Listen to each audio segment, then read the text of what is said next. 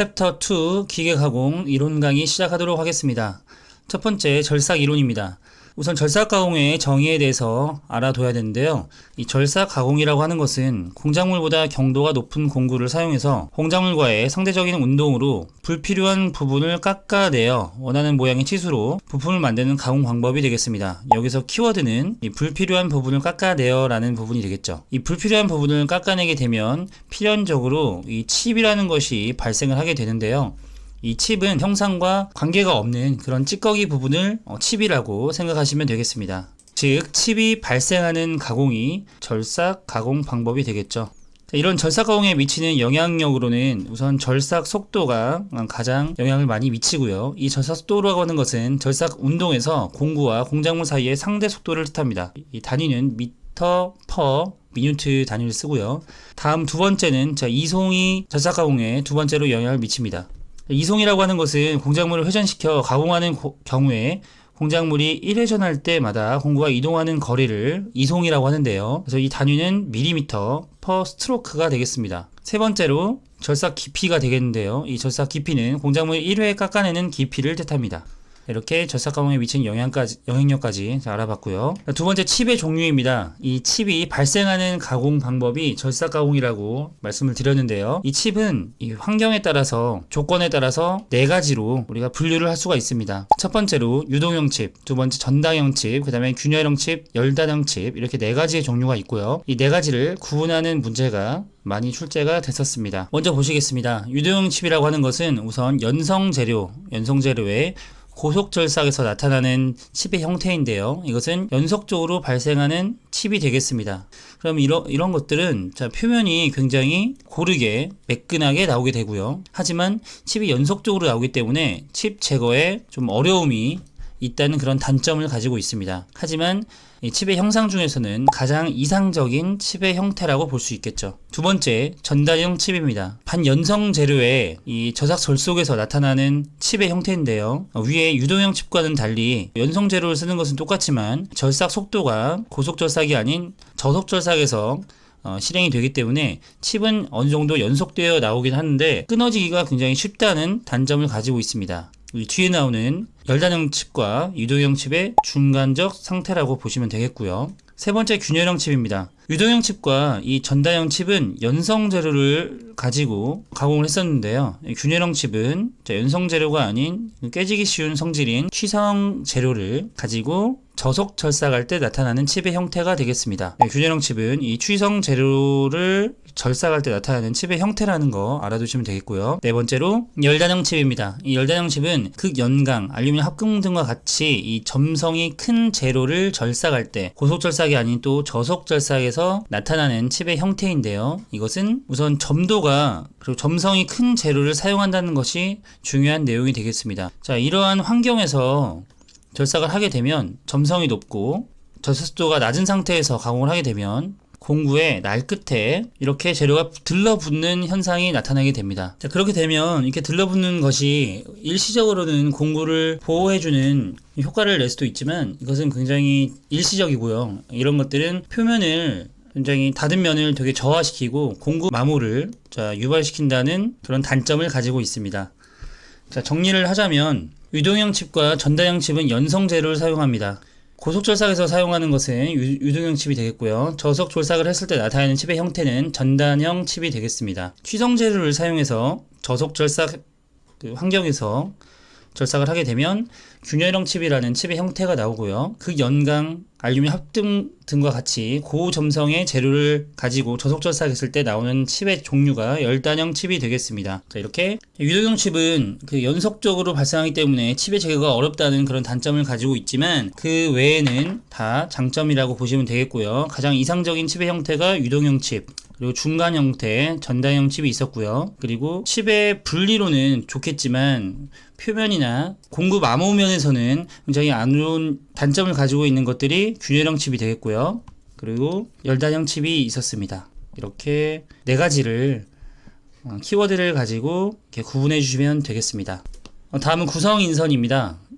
아까 좀 전에 말씀드린 열단형 칩과 같이 이렇게 절삭을 하다 보면 이 연강 스테인리스가 알루미늄 등의 그 연성 재료를 절삭을 할 때 이렇게 들러붙게 됩니다. 절삭을 하다 보면은 이렇게 공구 면에 들러붙게 되는데 이런 것들이 압착되고 또 융착돼서 나타나는 그런 현상이 구성인선이라고 보시면 되겠습니다. 이 구성인선은 이렇게 발생을 하게 되고요. 이것들이 점점 커지게 되고 가장 커지게 되면 이것은 분열을 하게 됩니다. 그래서 그런 것들은 분열과 동시에 또 탈락을 하게 되는데요. 그러한 것들이 계속 순환을 하게 되면서 이 공구 마모에 굉장히 큰 영향을 주게 되는 거죠. 공구각을 변화시키기도 하고요. 표면 거치기를 굉장히 나쁘게 한다는 악영향을 끼칩니다. 공구의 떨림 현상도 나오게 하고요. 마모를 크게 한다는 단점을 가지고 있습니다. 그렇다면 이런 구성인선은 절삭에 악영향을 끼치는 것이기 때문에 방지하는 것이 좋겠죠. 그래서 이러한 방지 대책이 중요하다고 볼 수 있겠습니다. 우리가 절삭을 하려면 어떠한 것들이 절삭에 좋은 영향을 끼칠 수 있는지 그런 조건들을 알면 더욱더 쉽게 방지 대책을 알 수가 있는데요. 우선 절삭 속도를 보면 속도는 빠르게 해주는 것이 절삭에 좋은 영향을 끼칠 수가 있습니다. 또한 절삭 깊이를 낮게 해주는 것이 절삭에 좋은 영향을 주고요. 공구의 윗면 경사각이라고 하는 것이 있습니다. 이 윗면 경사각도 크게 해주는 것이 절삭에 좋은 영향을 끼칩니다. 그리고 절삭류도 당연히 사용해 주시는 것이 좋겠죠. 자, 이러한 조건들이 그 절삭에 가장 좋은 영향을 끼치는데 이것들이 모두 구성인선의 방지 대책이라고 보시면 되겠죠. 절삭도를 크게 한다든지 윗면 경사각을 크게 한다든지 절삭 깊이를 작게 한다든지 윤활성이 좋은 절삭 유제를 사용한다든지 당연히 날 것은 예리하게 하는 게 당연히 구성인선을 방지하는데 가장 좋은 방법이 될 수 있겠죠. 여기서 윗면 경사각이라고 하는 것은 여기 그림을 보시면 자, 이 원통형의 공작물이 있다고 한다면 이 부분이 수평면입니다. 그러면 여기 공구가 이렇게 있다고 한다면 이 공구와 이 수평면이 이루는 각을 윗면 경사각이라고 합니다. 자, 이 윗면 경사각이 크면 클수록 절삭에 좋은 영향을 끼친다고 보시면 되겠습니다. 즉 윗면 경사각은 바이트 절삭날의 윗면과 수평면이 이루는 각도를 뜻하고요. 이것은 절삭력에 가장 큰 영향력을 주는 각도라고 보시면 되겠습니다.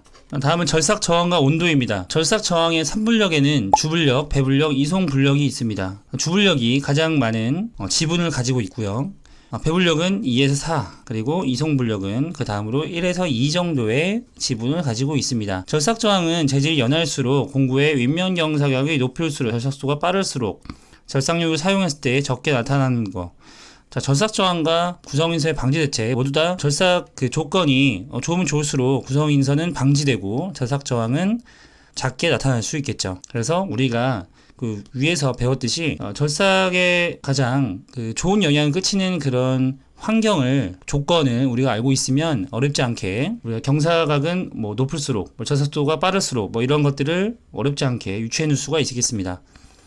절삭 작업에서 절삭 저항에 영향을 주는 인자들이 있는데 가공 방법이 중요하겠죠. 그리고 절삭 조건도 중요하겠습니다. 여기서 절삭 조건이라고 하는 것은 절삭 속도나 절삭 깊이, 여유면 경사각 뭐 이런 것들에 대한 조건이 되겠고요. 일감의 재질도 절삭 저항에 영향을 많이 주게 됩니다. 이게 일감이 좀 질긴 성질을 가지고 있는 연성 재료인지 아니면 깨지는 성질을 가지고 있는 취성 재료인지에 따라서 이 절삭 저항에 영향을 많이 주겠죠. 그래서 위에 앞에서 배웠던 뭐 칩의 종류를 설명을 드릴 때 그 일감의 종류에 따라서 나타나는 그런 결과들을 절삭 저항과도 같이 연결해서 알아두시면 되겠습니다. 다섯 번째, 공구 수명입니다. 공구 수명 판정 방법에는 우선 공구의 마모량이 어떤 일정한 값에 달한 경우가 되겠고요. 공구 절삭날에 치핑이 생긴 경우도 우리 공구 수명 판정 방법으로 봅니다. 다듬질면 거칠기, 치수 정밀도 등의 규격치 값을 넘는 경우도 공구 수명의 판정 방법으로 치고 있습니다. 그래서 이 세 가지가 공구를 수명 판정하는데 사용하는 방법이 되겠고요. 공구의 마멸 형태는 이렇게 세 가지 정도가 있겠습니다.